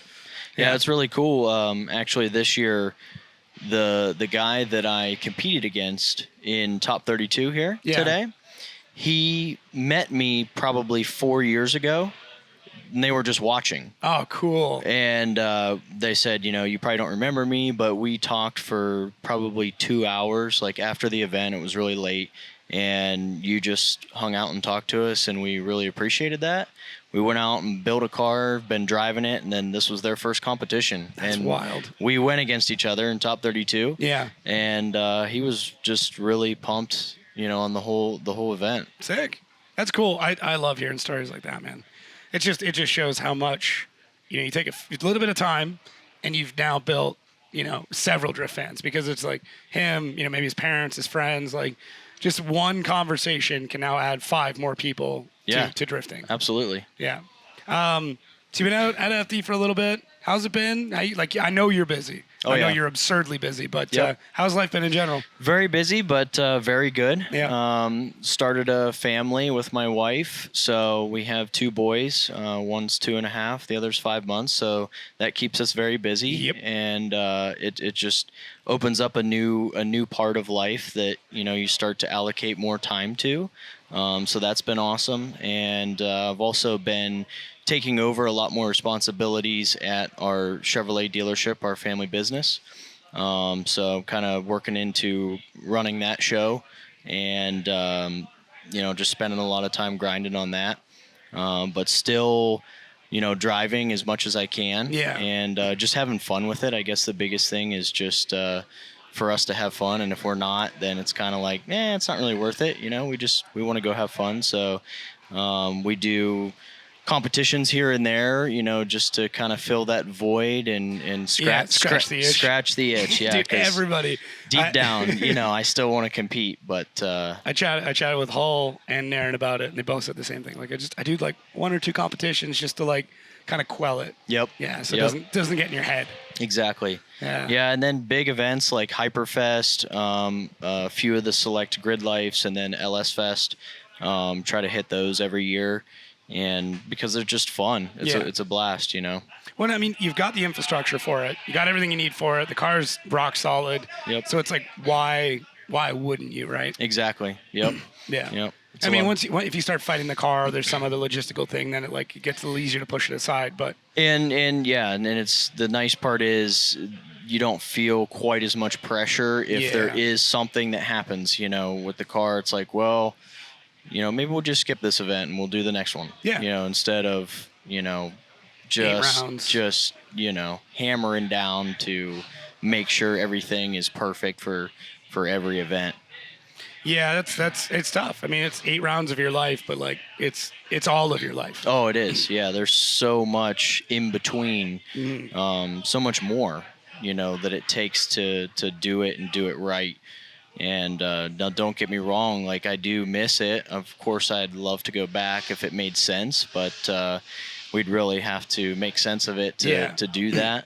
It's just so much time and money, of course, but it's just the time investment is crazy. Yeah, I mean, maybe when the boys are older, Yep. you got a couple of tire changers right there, There ready you to go. Yep. Get back out there. You think? I know it's obviously early to tell, but like, you think you'll get the kids into drifting at all? I think we will definitely have them into motorsports of some sort. Okay. We'll see where it pans out. I know my older son, he's already super pumped on it, and he's only 2 years old. So, oh wow. Okay. So we'll see what happens, but yeah, you never know. Never know. I mean, you got to start them young. Yep. Maybe not 2 in a bit, but we'll probably have him in a cart or something in a year or two. So we'll see. It's crazy that 4 years old. Yeah. Is a prime age to get a kid into a cart. Exactly. Start them off with the Hot Wheels with like a drill battery in it, and then go from there. Exactly. Yep. He's already maxing out the Power Wheels we have now, so we're gonna have to start upgrading those batteries. Yeah, it's in them. It's gonna happen, man. Yep. It's gonna happen. You did a couple years of pro. I want to say 3. I did 2 years of Pro 2, and that was 16, 17, and then I did 2 years of Pro, which was 18, 19. Yep. So got Rookie of the Year in Pro 2 and Pro. Yep. So, it was, of course, we wanted to do better than we did, as you always do. Yeah. But when I look back on it, I'm very proud of how we did, with the lack of resources that we had. I mean, we kind of just went in sort of blind. Yeah. I had never, when I went into Pro 2, I had never gone to an FD event in person until I went to drive. Okay. So it was pretty wild. And, we created so many memories and met so many people that, I'll probably be friends with to some capacity for my whole life, so I don't regret any of it. No. Either way, it was a time of your life, right? Yeah, it was. It was wild. Yeah. The traveling, it makes it hard to be away from your own business for 2 weeks at a time. Yeah. But at the same point, just that journey was such an experience in itself that there's memories there that you can't replace. Yeah, it's funny, like, a lot of the times I'll chat with people about FD or competitive drifting in general, the first stories that they'll end up bringing up are very rarely something that happened on the track. It's almost always like road trip, some crazy in the pits, or like some absurd experience that went on. And you're like, I remember that. I don't remember how I did that event, but like whatever else happens. Yep. There's always something like that. Any like fond memories you can share? Well, this sort of ties into driving with also pit things that happened, but in Seattle in 2019, we had that year we had a Supercharger on the car. Yep. Which was, the car was always previously NA. Yep. The belt drive was not sorted, so the belt would come off or the tensioner would break. So in qualifying, I go to initiate, and I had already made my first lap and was qualified. Okay. So I was like, okay, that's good, but so now I'm going to try to do better. So I go to initiate, and the belt comes off, so I lose power steering, power, everything, and I go front wheel first into the wall at like 100 in Seattle. So not a good spot. No. So we bring the car back, and everybody's like, oh man, like the both left front and rear wheels are ripped off, all the suspension, and we basically pulled an all-nighter, and other drivers that were either out or weren't competing the next day or whatever, they were Pro 2 drivers that drove hours away to get parts for us and brought them back, and we stayed up all night, fixed the car, and I competed the next day. Yeah. And I mean, we were just a super small, sort of grassrootsy type team in FD, so it was a major project. But the way that all the big teams looked at us the next day when I pulled on the grid was totally worth it. Everybody, there was like huge respect from everybody that we actually fixed the car and were able to drive again the next day. I think it's one of those weird rite of passages that all those big teams have gone through. Like, you ask any crew that's been in the series for a couple of years, they'll be like, I remember this event, like I didn't sleep. We got the car back out. Maybe you didn't even win the battle, but you're like, but we got out. Mm-hmm. That's all that matters. Like the win was having that car get to the line. Yep. So, absolutely. I had Odie. Oh, so, damn. In 2019? Yeah. Yeah, dude. Yeah. Okay. That's brutal. Yep. That's brutal. But we were just so proud that the car, like I made 2 very respectable runs, lead and chase. Yeah. And obviously Odie won. He just did better. We put on a really good show, and it was a respectable run for the car being 3/4 totaled the night before. So I vaguely remember this. I have to go back and take a look at that shot or something. But yeah, well, it's the car also caught on fire at the end when we're like waiting for them to tell us who won. So my car catches on fire at that point, and it was just like, man. Thanks. It was crazy. So we I lost the battle and it caught on fire. Yeah. So I shouldn't laugh, but it's kind of funny now. We went home immediately, pulled the motor, and put the NA motor back in it for St. Louis. I do remember you fighting that because you guys were kind of like developing some stuff with Lingenfelter as well. Like you were kind of on the cutting edge of what they were doing. So yep. It was it's still one of the most unique sounding LSs. Period. Yeah, now with the new setup, which I wish we would have had this engine when we were in FD. Yeah. But this is a 454 cubic inch. It's bigger. It's naturally aspirated, high compression, and it's a real ripper. Yeah. For what it is. Yeah. What's this one making now? It makes 820 at the crank. Oh, okay. So yeah. So it's about 700 wheel. It would be good, I think, now for Prospec probably. Yeah. Which how crazy is that? Yeah, it is. Yeah. When I was in pro, even this car made 600 wheel. Yeah. So which would have been down maybe 100 or 200 horsepower at the time, but not like massive. Now, I mean, now it's half. Yeah. Yeah, you're right. I was like, nah, and then I'm like, no, not everybody runs 1,200 horsepower. No, everybody could run 1,200 horsepower. Yeah, I don't think you need it, but no, I think 900 still is for most tracks. Yeah. Seattle, I think having 1,000 is great for that bank. Right. There's a few places where it's really friendly to have. Even Atlanta in a few spots, like dig back up the hill, that can help. But other than that, yeah. Probably Utah. I don't know. Utah. I haven't driven there, but yeah. Do you ever see like some of the new tracks and you're like, shit, like, that would have been like, can I find a way out there? Yeah. I mean, no, I think we just lost the trailer. Yep, we lost the power. Generator ran out of gas. All right, but we still have the little lights. We do. Yeah, we're good. Yeah. We're good. It's just it just got moody in here. That's all. Utah does look wild. I mean, it looks super fast. I don't know that I would love it. Okay. But it does look interesting. Yeah. I never in my time I never drove at Englishtown. Okay. And because it would have been wall back then. Yeah. So I did drive wall, and I've driven Englishtown in the Gambler series, which was super cool. But I think I would have done well there. Yeah. So. Yeah, you were pretty technical back in the day, and yeah, I even remember. I think you had just left Pro 2 when I came in with Riley. Yeah. And it was like, you were kind of reverberating around at that point. People like, you set a big name back then. Oh, yeah. Yep. People knew who you were. I mean, they still do, but like you were one of those drivers. You were one of the first to come out of Pro 2 into Pro as well. Yeah. Because that was pretty early in those days. Yep. So like I'm trying to think of who else it would have been at that time. Meeks would have came up through there. I believe, yeah, Meeks came up. Mm-hmm. That was around your time. Van Kirk. Hall, yeah. Yep. Yeah, first couple of years on that. Yep. I think that was also when they offered, it was like top 5 got their pro license, didn't they? Yeah, it was more. Yeah, it might have been 8. Was it up to 8? It might have been 8. That's crazy. That's crazy to think about now. Yeah.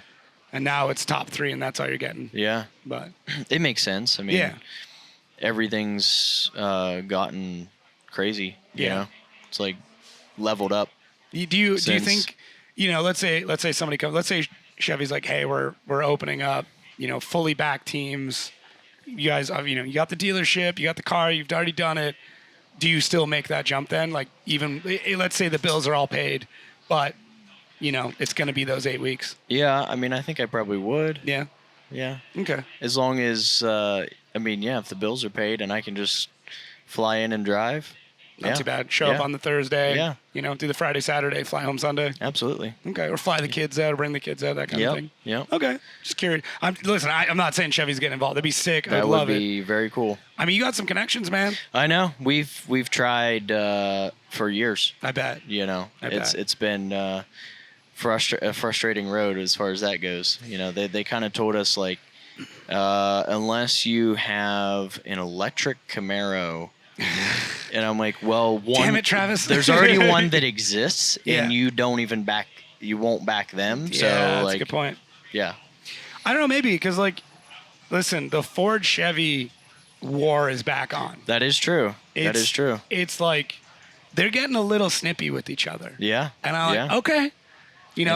First it was Nürburgring, then Ford changes performance to racing. Yeah. Farley's like, no, we're back. We're doing this. Yep. So bow tie versus the blue, bow tie versus oval. I think that's what we need, and hopefully, because Jim Farley's got he's very aware of drifting. He's invested in it. Yep. So now, especially I think with what RTR is doing, it would be really cool for Corvette, the brand. Yeah. But it's tough. I don't know. I don't know if they see the value in the market, Maybe, which is scary to me, because it is, I would argue, the best priced market in racing right now. Oh yeah. For the demographic, the age range, the education, the disposable income of the average FD fan is so good, and the price to get in front of them is so incredibly low in comparison. Oh yeah. Yep. And really, when you think about it, as far as performance cars go, even brand new Corvettes are way more affordable than things that they compete with. Yeah. I mean, McLarens and Ferraris. Yeah. For $60,000, you can get a brand new Corvette. So. Is that really what it is? Yeah. That's wild. It's going to be a base. That's but fine. That's but okay. The base is great. Base still goes sideways. Yeah. Yeah. Yeah. I did not know they were that cheap. Yep. Damn. I mean, affordable. I shouldn't say cheap. Yeah, it's not cheap, but yeah. Yeah. Inexpensive in comparison to what you're getting. Yeah, it's the American dream car. It's like, hey, I want to buy one of those someday. Yeah. And you work and, it's something you can actually, potentially afford. What's that stack up to, for a base 1500 right now? A base one's going to be probably 50. Yeah. So there you go. And one that's decent, like leather. Yeah. Not loaded. No, but 60. Yeah. Okay. Yeah. Yeah. Base is your workman truck kind of thing. Like, this thing's going to get beat up and live on job sites. Yeah. I mean, I just sold a regular cab, just a regular cab work truck. It's like $47,000. Yeah. There you go. So. Or, for a little bit more money, get yourself a vet. That's exactly right. Stratton Chevrolet. Yeah. I got you. No, dude, it's cool to hang out. Good to see you. I mean, it's great to see you driving still. And yeah. I mean, it's weird when I tell people that, that I've been driving for 13 years. Right. I'm like, I'm too old. Yeah. I'm too young to be saying anything 13 years. I'm like, man, that's crazy. It makes me feel old. Yeah. But, I think the time, when you put the time in and you actually focus on what you're doing, it is worth it. Yeah. I agree. Sick, dude. I appreciate the time. Good luck. Top 16. Thank you. Fun. Do you remember who you got? I have Little, the other C6 Corvette with the RTS. Yeah. He's got Rick on his side. So that'd be good. Yeah. Yeah. All right. I don't know if you saw that. But he's got Rick helping him out. So that's cool. That'd be good. Cool. Rick's around, man. He's in there. He's in deep. He's OG. Yeah. He's been around for a hot minute. He has. Yeah. Yeah. He's doing a lot of cool stuff. But we'll see. We'll see how that goes. Should be good. Yeah. Should be good. I'm confident. Teach the young bucks some stuff. That's right. There it is. Now the age is showing. Yep. Sick, dude. Well, I really appreciate the time, and let's have some fun out there. Awesome. All right. Thanks, man. Yep. You should make him nervous. It's good. Connor's never going to make me nervous. No, unless you're driving against him. No, not really. Are you guys, could you guys meet in the finals? Yeah, his car can't even find the chip, though. Damn. All right. This is already going well. I like it. You just keep smack talking. Listen, I've talked a lot recently about we need a bad boy and drifting, and I thought you were going to be it, but you're too damn Kentucky nice. Yeah, what is with that? Why can't you show everybody what you're really like? I'm not that mean, though. I know you're not. So, I'm just funny, want to have a good time. Yeah, a little trash talk here and there, but in FD, I think to be the proper bad boy, you got to, go all in, and then that's just not me. I'm just trying to be me. That's fair. I think, don't take this the wrong way, you also have to be, on the podium all the time to really, trash talk. Do you? I don't know. What do you think? Well, I've trash talked some, and I ain't been there yet. So. Fair enough. Utah, story of the weekend. You got that car back together. Yeah, but how fun was that? Being honest, Utah kind of opens my eyes and just makes me kind of question whether or not if I even should be an FD. What do you mean?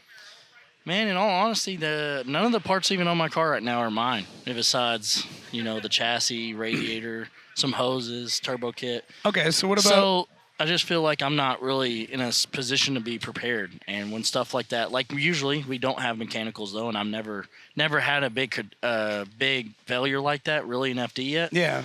So we haven't been in that position, but now that it's happened, we see that having the spare engine and everything like that ready to go would be a huge benefit. So is it just a kind of a financial recheck on things where you're like, okay, Yeah, I mean, not so much just financial recheck, just overall, there's a lot of effort, a lot of work going in FD, and this year hasn't been as fun. Not even as far as me not competing as well, just in general. In general, a lot of other drivers are even talking about how they don't think it's been a fun year, and I want to be able to enjoy it. We're spending a lot of money and stuff too, but at the same time, as much as I want to compete at the highest level with these people, at the end of the day, if I'm not having fun, I don't really know if it's worth it, or I don't think it's worth it, and. I kept for a lot of the years, it's just I just want to drive with the best drivers, and that's cool and all, but at the same time, even if you do win an event, most people don't even know who won a few events ago. Well, and you and I had this conversation before you even bought the XLR when you were still in the BMW. We literally had the exact same talk, and that was in Long Beach that year. That was right before you threw it into the wall. Yeah. Well, yeah, but I don't know. I think about it. Yeah, I think about it. But then I did the XLR, and then the first year in the XLR, it goes great. Yeah. And then this next year, I made some bad changes to the car and didn't really know what I was doing suspension-wise, and then ran 6 rounds not set up properly and making some big mistakes. So. But now it setup looked so much better. Yeah, it looked really good now in that Utah. Matt Fields helped us, the car's back together. It feels great, and I feel like I'm more confident behind the wheel now because I know the car works. So, but also at the same time, we have the dumb seating bracket where they draw a number, and last round was a must-win for me, and then now the next round is going to be a must-win for me in the seating bracket to move on. Okay, that's fair. I get it. Now, what about get through Long Beach too? Figure out where everything's at that point. Is that kind of where you're at right now? Yeah, basically just get through Long Beach, ready to get that over with, bring the car back and just tear it all down. That body kit or the whole body has been on the car for 2 years. Yeah. We've been thankful to get 2 years out of it. Thanks to Andrew for making it. It's been durable. Yeah. But it needs a fresh kit. I want to do a little bit better taillights. The taillights are cool, but I want stuff to look a little bit more OEM in a way. Yeah. I've got some nice OEM lenses for the headlights now. Just we haven't put them on, so... I just want to clean up the car, make it look a little bit more professional, and have more spare so it stays looking clean. I think after a break, a little bit of downtime, maybe right now it's really easy to look at and be like, yeah, this is terrible, it sucks, right? But I don't know. Hopefully a bit of downtime changes your mind. I don't want to see you go anywhere. Well, I don't want to go anywhere, but we'll just see how the off season goes, sponsor wise. With how everything is, the economy, everything's changing so quick. So last year, companies were a little scared, a little timid on, they didn't know how the tariffs are going to go. So now we got to kind of see how those companies have evaluated things and see if everything's going to be as smooth going into next year, if they're so willing to dish out some money or not. Yeah, fair. I don't know. I feel like that's how it's been since like 08. Just every year we're like, oh, we don't know what's going on. Oh, budgets are going later. Oh, it's getting pushed. Like, there's just something to point to be like, oh, this is why things are harder this year. For sure. But that's the thing is I've always found a way to make it happen. Yeah. But it's also became a lot of stress, a lot of time, a lot of sacrifices. And that's why I've always told people, everyone that's like, oh, how do you run FD? Like you must have a bunch of money. Like you just have to if you want it, you can do it. But you have to be willing to put in a lot of work and sacrifice. And also, I haven't done as well whenever I have gotten opportunities. I didn't capitalize so much on them as I should have. And I could maybe be in a better position as I am now. But I'm just so used to having to, grind and bust out and do everything I could to make it. And then whenever you do get a little bit of money or something, maybe you're not doing it it's using that money in the best way you can, Yeah, I know what you're saying. I think it's when you're struggling that much, you get that little bit of reprieve and you just want to enjoy it. Right? Yeah, well, no, I'm saying I still use spend the money into the program, but it's like sometimes maybe into the wrong spot of the program. Oh, I gotcha. Because before we started with not paying any crew, people were showing up volunteer, and then now people are getting paid, so that money goes in a good direction. Yeah, but there's some other stuff that now the tire companies sometimes you got to pay for tires, and so things are changing on where money has to go. Right. So some years I was getting lucky and getting floated some tires. So now it's changing because the tire companies are leaving and going, and hopefully a couple more tire companies come into the for next year. And I've heard some rumors. Yeah, you've always you got your finger on the pulse, all that stuff. I'm always, bro. I don't know how you do it, but everything going on in those pits, you've already heard about. I know for some reason, I don't know if it's because I like to, trash talk or cut up with everyone, but I can usually get along with pretty much anybody. Yeah. And so all the FD stuff, most of the time, I'm pretty cool with them. So we can talk and we know things. And I don't know. For some reason, people like to tell me things, and then people come to me to find things out. And then when I'm like, oh, I don't know. And they're like, what do you mean you don't know? Yeah, you do know. I mean, anytime I need to find out something, you're usually the first guy I'm hitting up, so. Yeah, but hey, I don't tell them. No, so, you're good. You're good on that end. Or I'll come to you hey, have you heard about this? Yeah, I knew about that 2 weeks ago. And I'm like, God. Yeah, some things like that. You're just friendly. That's all it is. People just want to talk to you. Yeah, I don't know. I just try to, usually anyone, I just try to be as nice as I can to those people. And usually you can pick up if you can, pick on them a little bit. And usually I do whenever you can. Yeah, I know what you're saying. You're back building engines again? How's that been? Yeah, back to my shop. Not just building engines, but just building cars in general. Okay. LS swaps, just a lot of Corvette stuff, cam swaps, and assembling motors. A bunch of Chevy trucks, putting camshafts in Chevy trucks. Kentucky stuff. Just that was another thing that we had changed. This year is that I was back to having a normal job this year. Yeah. So once I'm back home, it's not focusing on the race car or anything. It's focusing having to work during the week, and then when you work all day, sometimes you don't want to go to the shop, and so it's just been a kind of a little bit of a struggle there. And then all of a sudden, I was like, all right. 1 year was enough of that again. Back to my stuff, and my mom's been helping me a little bit run the shop, and she's manager now, so keeping me on track. And I think it's going to go pretty well having my own shop. I would love to see that. Just your mom, kind of chewing you out over stuff. It'd be probably hilarious. A whole series. You should just set up cameras in the shop. It's just your mom yelling at you about stuff. It's not that she even yells. She just says some really dumb stuff. It's funny. I mean, it's good. I think you needed it though, because obviously you're a good mechanic. It's just getting somebody to help organize the shop part. Yeah, no, for sure. It will, and also when you're working for yourself, it's a lot easy to say, "Oh, I'm gonna go do this. Yeah. This won't take long. I'll go do this real quick," and then, you're gone a couple hours, and then you get back, and then you're never accomplishing what you need to accomplish for that day. She's just scheduling you then, huh? Yeah. Yeah. Do you gotta clock in? Nah, not yet. Not yet? This just started, so. Okay. She did call me the other day and said, hey, lunch break's over. No way, really? Yeah, and we still had time, you know? Dude, you got to bring her out to Long Beach. Well, I don't know if she'd fly. No? Probably not. No, too much. All right, we got to get her out to some round, though. I don't think I've met her in person yet. Yeah, she's at St. Louis. Was she? Yeah. Didn't I get to say hi? No, probably not. I was just too busy. She knows who you are, though. That's good. I don't know if that's good, but. No, you don't think so? I chatted with her a few times on the phone. I'm not sure if it's good I yet. chatted with her a few times on the phone. Yeah. You'd be like calling her, and I'd be like, "Oh, what's up?" Yeah. I'm like, that's. I mean, it sucks to hear that. Like, it's rough, dude. But I don't know. I feel like you can keep going. Maybe that's just me, though.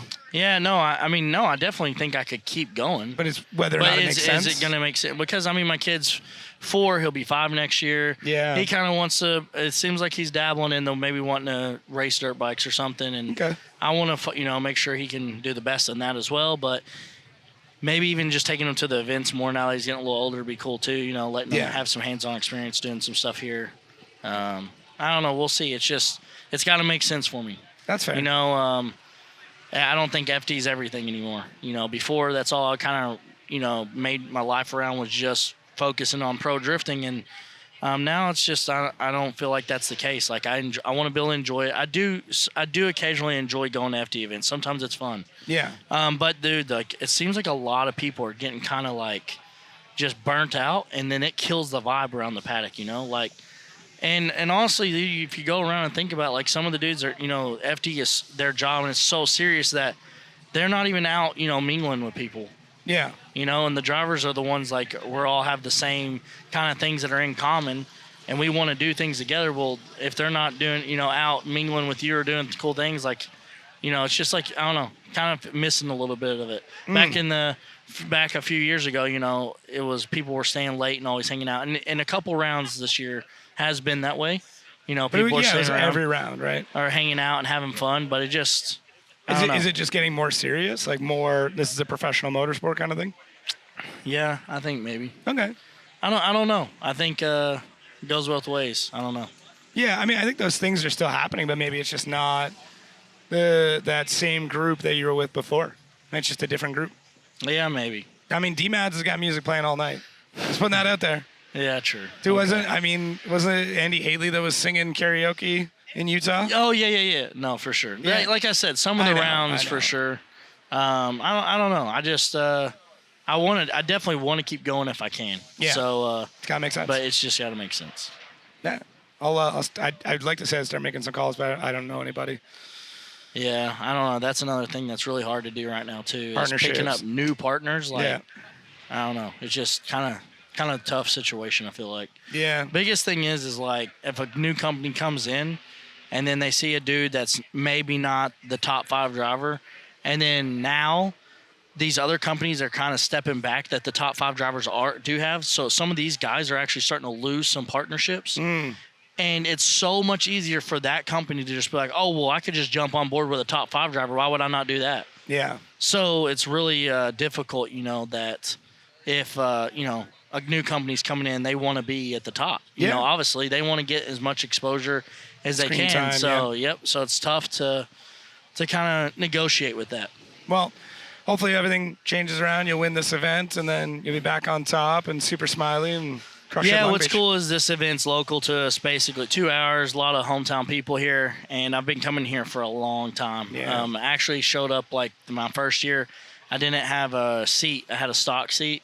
Oh, really? And but I had roll cage and everything, and Nick Swan wouldn't let me compete. So, it's just kind of grew over the years of my, being competitive and stuff. And I unfortunately missed a couple times about 3 or 4 years ago. And but this is like one of my favorite events of the year. Yeah. Tons of people. Back in like 2017, we were coming here drifting competition and then going out and street racing at night. So it was a blast, man. Cut that part out. Why? I don't know. Okay. Why do you want to cut it out? I mean, what are they gonna do? Come get me a ticket? It's on YouTube. I left my name on the door. You're right. I wasn't too smart. You're right. Was that when you had the that wasn't when you had the parachute? Yeah. So Nick Swan would get mad at me because my parachute would knock all the cones down. So he's getting mad on my practice laps. They'd have to go pick up all the cones because the cord off the parachute would knock all the cones. Oh my God, that's funny. So, all right, those are good times. I had a blast, you Good. know. So, and then plus, there wasn't too many drift cars out racing. So that's fair. That's and fair. they got, I got a lot of my following from, drag. Well, we'll call it drag racing, not street racing. You call it whatever you want, man. Well, you don't want to get you in trouble. I won't get in trouble. I didn't do anything. Well, you said we better cut that out. I was doing it for your sake, but if you don't care, then I don't care. Why would I? Yeah, I don't know. I'm just overly cautious. That's all. That's why I'm not a driver. I'm risk adverse. Yeah, I think that's kind of my problem too. All right, dude. Well, it was good catching up. Hopefully this weekend goes better for you. Catch you in a better mood next time. Better mood? Yeah. Why I'm not in a good mood? You're just all depressed. Like, listen, I just had to come to an event finally and finally got top 16, There you go. That's all we need. Yep. Had to leave FD to make that happen. You said it. I mean, you said. I should have done this interview after you're on the podium tonight, and then it'll be, a different one. Yeah, we'll do take see. 2. Yeah, who knows? That's all good. All right. Thanks. Have fun, dude. I'll talk to you Appreciate soon. it.